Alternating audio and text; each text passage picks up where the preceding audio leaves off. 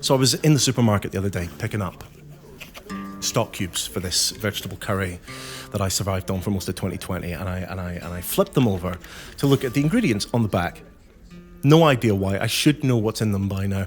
But as soon as I did, I remembered why I don't do that anymore. And I felt my mood just nosedive.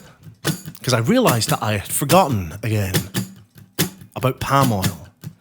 Which, and I don't intend to go on and on about it, but which is used in 50% of all packaged products in the market. It's leading to mass deforestation in Malaysia and Indonesia, destroying the environments of endangered animals on a massive scale, etc., etc., etc. You know the rest, we all do. I am tired of hearing about it, to be honest.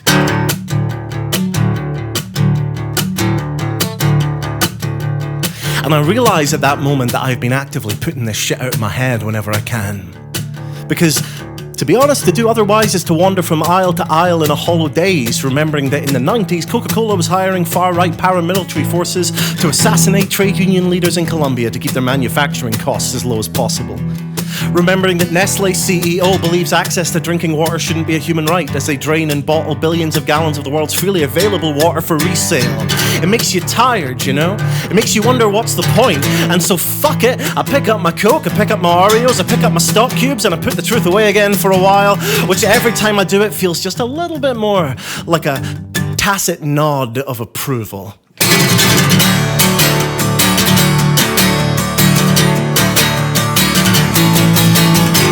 Here's a short horror story for you. It is conceivable, at least, that the distant stars that inspired Jules Verne and Gene Roddenberry are orbited by planets that are intellectually empty. No galaxy-spanning civilizations or glittering cities or Dyson spheres. No one blinking back at us through alien telescopes wondering if they're alone out here.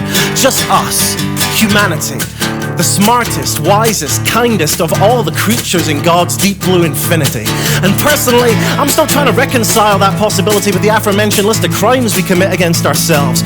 Our political systems that incentivize corruption, healthcare systems that punish anyone guilty of being both sick and poor at once, and all of those things underpinned by a rusted, groaning economic system that can only function when lubricated with blood. If there really is no one out there, no one smarter or wiser or kinder than us, if this, he says, gesturing wildly at the entirety of existence, really is as good as it gets, maybe this is an opportunity for us, you know, to do the humane thing for once, as a novelty. Do it quickly, do it cleanly and together. Our first and last act as a truly global society to surge forward and embrace autoerotic euthanasia, fill our coat pockets with gold bullion and walk hand in hand into the ocean singing Kumbaya fucking yeah.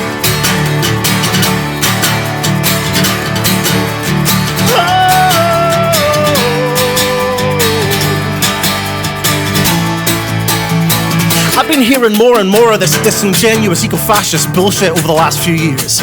And I understand it. I understand the despair when we mighty look upon our works, but I am sick to the clogged gills of accepting fault for it. Because the fact is that we do not all share responsibility for this. The vast majority of us are preoccupied with struggling to survive on a monthly, if not weekly basis, on wages barely high enough to keep us alive, sometimes not even that high. It is insulting to suggest that the average person has any influence whatsoever over the corpo-political incestual fuckfest that determines how the people of this planet ultimately coexist, when the direction of society is influenced significantly less by who the majority elect to govern it than it is by who can afford to underwrite the biggest brutal lobbyists, when the only crime the mega-rich consistently serve time for is fucking the money up, when 2020 saw the empires of billionaires expand like wildfires, while hundreds of thousands of workers lost their homes, livelihoods, sometimes even lives.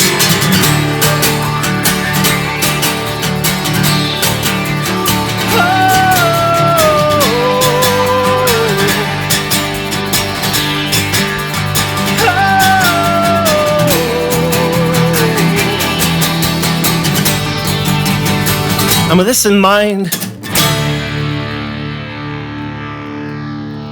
here's an alternate short horror story for you.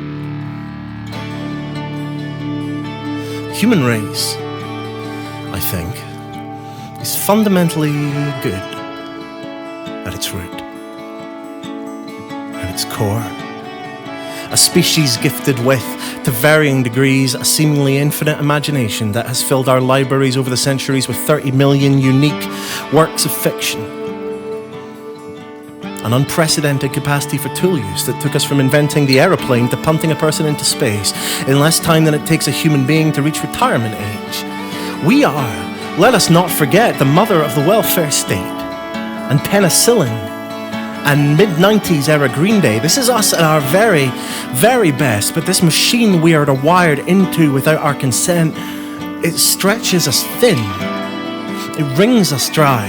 Anything good, anything pure, anything that cannot justify its existence by pointing to a rise in share price is deemed ultimately unfit to survive. Take the internet, for example. In 1969, data was sent from a terminal at UCLA to a terminal at Stanford, hundreds of miles away. And lo, 50 years later, the internet has single-handedly changed the world more dramatically than perhaps any invention in human history.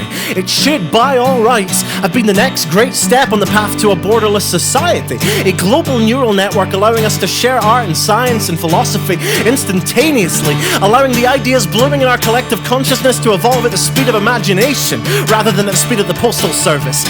Instead, though, it became a means to force-feed each of us our own personal advertising campaign, targeted with the precision of a Raytheon Maverick.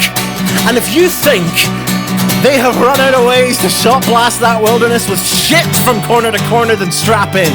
Because the internet as we have known it isn't even likely to exist for much longer, because the governments of the world have been twitching uncomfortably for years now as they realize how hard it is to control a populace who have real-time access to all of the information about everything ever on a tiny computer that lives in their pocket. We built this brilliant, beautiful thing out of plastic and wire, and it was deliberately and maliciously lobotomized by people who thought it gave the pack mules too much freedom, too much power. And this is just one example in a list that seems to stretch on and on into forever like a Star Wars title crawl, with new crimes against humanity being added so fast that no one can ever hope to read it all.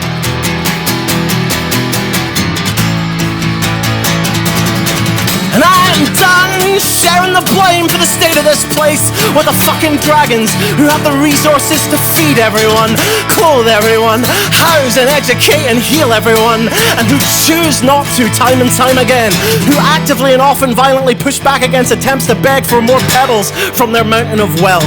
For example, did you know that Amazon workers frequently earn so little that they rely on government top-ups and overtime just to tread water above the poverty line, while their CEO Jeff Bezos has so much fucking money that if you counted by one number every second, every day, without sleep, it would take you over 30 years just to count up to the amount of money he has. Oh no, wait a second, I misread that. He actually has 185 times that amount.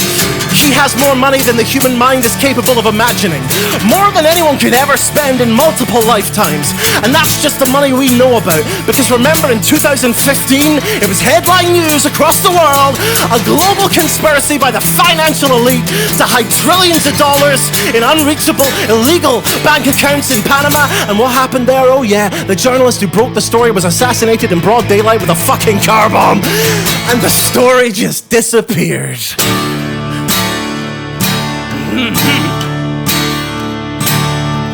And I am standing here in the supermarket